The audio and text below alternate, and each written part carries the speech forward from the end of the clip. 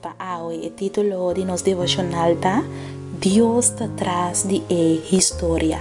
Sempre tá bom para nós por começar a palavra de Deus com palavra de oração.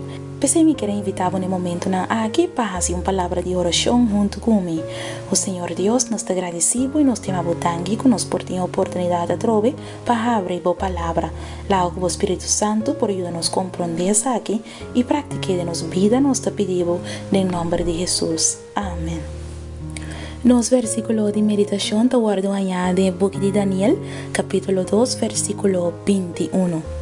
Ita é sungo ta cambia tempo nan e época nan.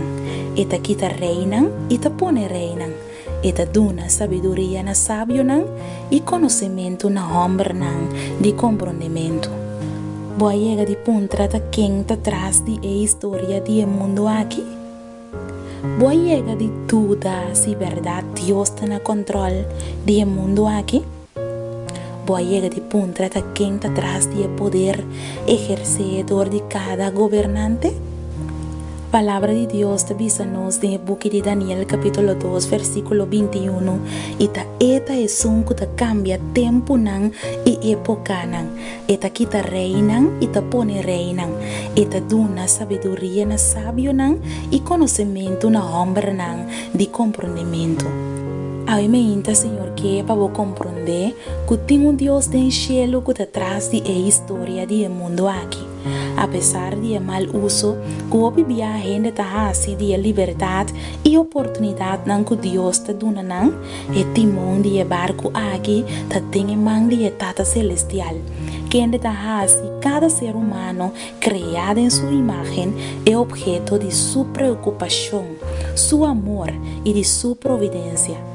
Mi querida dama e mi querido caballero, hoy me está invitado a reconhecer que tem Deus tem cielo, que está no controle do planeta aqui. Sua promessa não está segura. Escolhe hoy de estar fiel na G. Lá nos faz uma palavra de oração.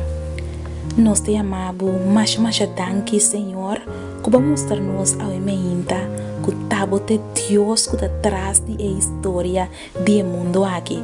Turcosta tempo man e pensei-nos por ter a segurança de pôr-nos vida tempo man para abo por dirigir-nos. Danke, em nome de Jesus. Amém. Minha amiga e meu amigo, me que deseavo dia bendicionar.